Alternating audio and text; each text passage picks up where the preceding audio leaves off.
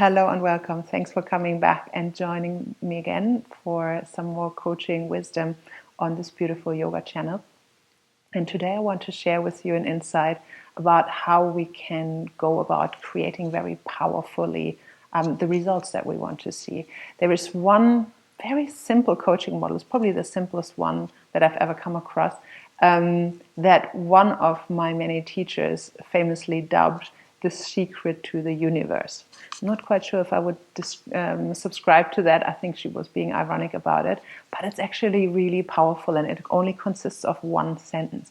It's called the be, do, have model. And the sentence it consists of is one long question. Who do you need to be in order to be able to do what you need to do so that you can have what you want to have? Let me repeat this. Who do you need to be in order to be able to do what you need to do to have what you want to have? Now, give this a few seconds of thought.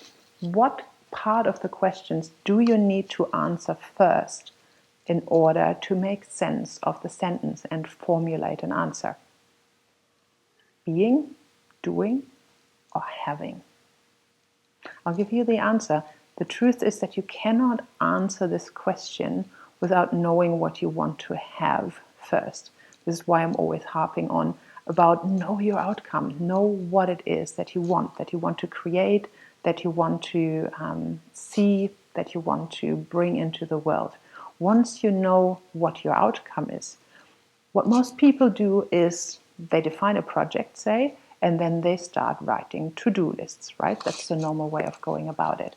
However, in just writing the to-do list, you might run up against difficulties when it comes to implementing.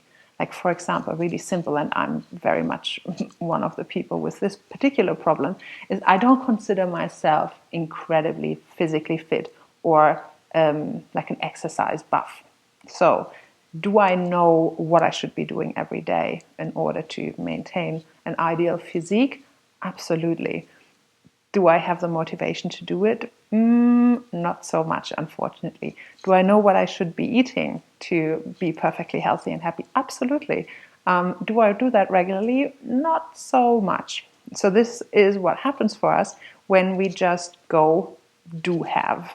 We kind of know what we want, and then we try doing, and we might be doing this for a couple of days or a couple of weeks, but we're hitting a wall and then it all falls apart. So now the secret is, with the be, do, have model, we don't actually first off look at the to-do list.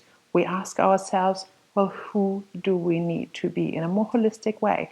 So once we have the outcome clear, say it is, I want to be physically fit and healthy.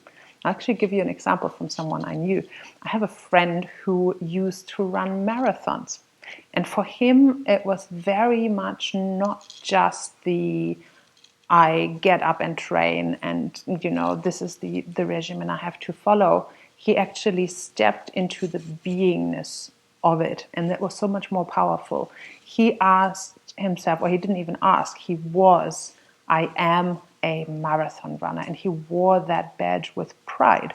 I can totally understand it. I have no desire whatsoever to be a marathon runner myself, but I can very much appreciate that that's what he wanted. So because he had such an identity formed around I am a marathon runner, he would of course get up early several times a week to go for a run.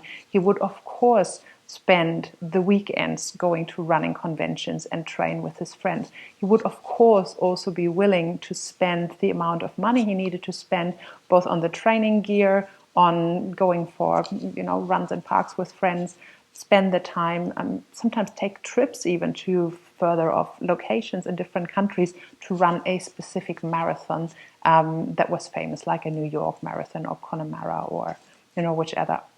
Berlin Marathon is actually really famous in our hometown. So because he had such a strong identity, it wasn't even a question that, of course, he was going to take the actions necessary. It was an extension from his being.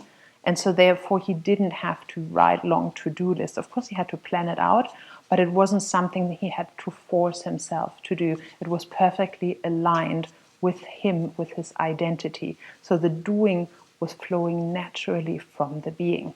So this is the suggestion to you, and see if you can put that in practice. First of all, have clarity around the outcome you want to achieve. You have.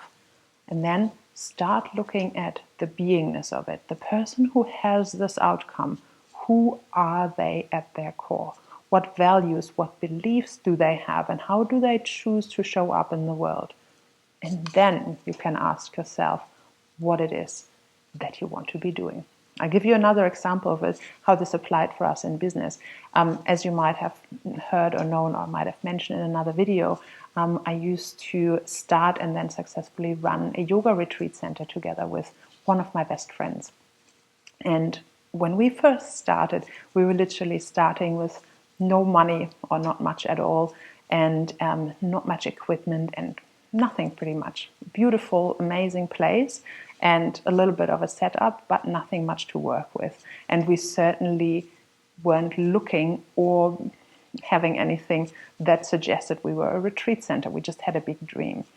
What we did there was then, though, that once we had the clearly defined idea of what we wanted it to be, we started behaving as if we were already a retreat center. So we had volunteers there. We started to brief them accordingly to a certain behavior that is or isn't acceptable. So, for example, we didn't allow people to smoke there anymore. We didn't allow them to have really loud, noisy music anymore. And we'd sometimes have to move people on who weren't willing to adhere to those rules. We started to develop systems and briefs for people when they were arriving. We started to teach classes, even though there wasn't a single retreat guest there yet. We were teaching to the volunteers. And so bit by bit, we started to be and show up as if we already were a retreat center. And sure enough, as the systems were put into place and as we started advertising it, then the reality pretty much followed our commitment. So we decided who we wanted to be. We became really clear about our vision, decided how we needed to show up to be the person pretty much worthy of the result and be a retreat leader before you have a retreat. Then implement all the strategies and the details, follow it up with the doing, and then sure enough, the center developed and is up until today a really successful running retreat center. So be, do, have. Who do you need to be in order to do what you need to do to have what you want to have? Enjoy implementing this little gem of wisdom.